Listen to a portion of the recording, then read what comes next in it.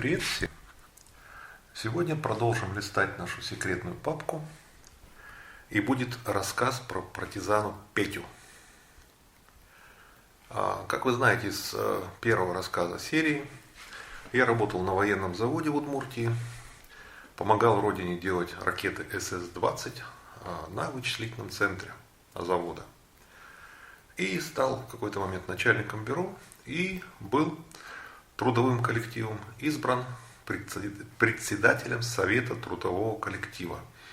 А это 350 человек. И тогда вот это было поветрие, везде избирались советы трудовых коллективов, которые, в принципе, каких-то особых исполнительных полномочий не имели, но подпись председателя совета должна была стоять под приказами на увольнение, то есть какое-то определенное влияние вот эта структура оказывала. Ну, потом это все быстро свернули. Итак, я председатель совета трудового коллектива, и ко мне приходит женщина, жена одного из инженеров. А инженер этот был Петя. Ему было под 60 лет, ну такой маленький скромный человечек. Его все называли Петя.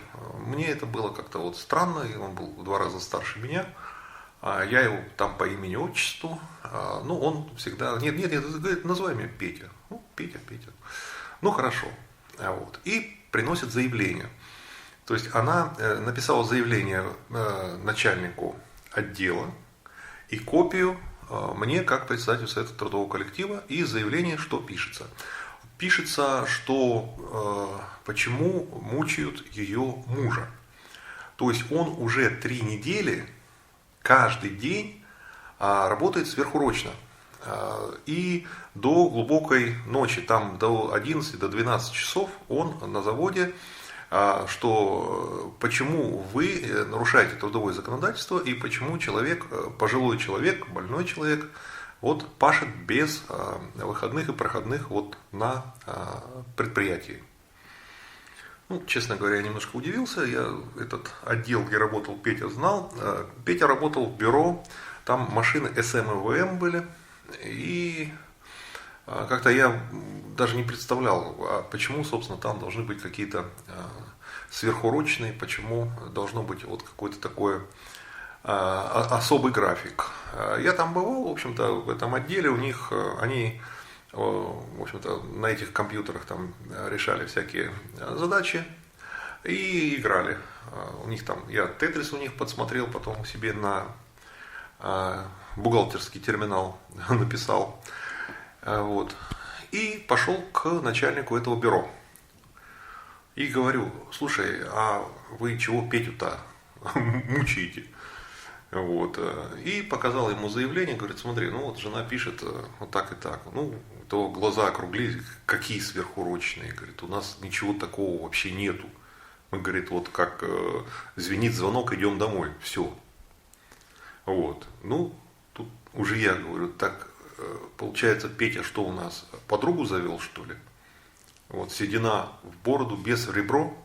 Но если бы это был кто-то другой, я бы еще мог предположить, ну да, бывает, вот человек любовницу завел, и вот у него какие-то там пошли такие опоздания домой. Но от Пети ожидать такого вообще невозможно было. Вот. И вопрос следующий, что делать? То есть прийти жене сказать, что вот ничего такого нету, ну как-то вот неправильно. То есть она же сразу тоже заподозрит какие-то вот такие варианты с любовницей и так далее. Ну, и в общем-то я был в некотором замешательстве. Вот. И вот этого начальнику бюро говорю, слушай, ну может ты с ним поговоришь, как бы давай выясним вопрос перед тем, как чего-то там действовать, что-то, какое-то решение принимать. Вот. И он с ним поговорил, потом зовут меня. Ну вот я прихожу, там этот Петя, там этот начальник бюро. Он говорит, а я, говорит, еще обратил внимание, говорит, у нас компьютер, говорит, почему-то до 11, до полдвенадцатого одна СМ-ка работает, она там фиксирует время выключения. Говорит, у нас, оказывается, вот, то есть Петя делал вид, что уходил. Он вместе со всеми уходил с завода. Но на самом деле он где-то там отходил, прятался, возвращался и садился играть. То есть днем там очередь, у них была очередь, у них человек 8 работало, и они там, когда свободная минутка вырывалась, еще и очередь, то есть днем ему удавалось там, минут 10 может посидеть, и то, может, в обеденный перерыв.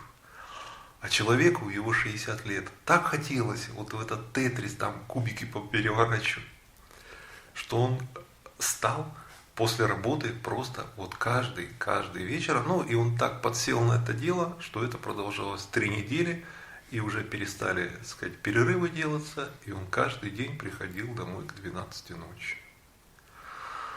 Ну, что сказать, как бы его жена потом, когда все это вот, мы пошли, конечно, к ней, сказали, забери заявление, и давай все это тихо замнем. Вот. Было, конечно, она сказала в том плане, что лучше бы ты любовницу завел, вот не так бы стыдно перед людьми было. Но самое интересное, он еще и пострадал. То есть заявление, которое оригинал был у начальника отдела, они, естественно, выслушали доклад, и когда узнали, что вот он играл в нерабочее время на этом компьютере, ничего умнее не придумали, как лишить его премии за месяц, за квартал, просто его лишили премии за использование техники в личных целях. На этом все. Кликните, пожалуйста, котика. Будет продолжение уже про службу в армии и успехов.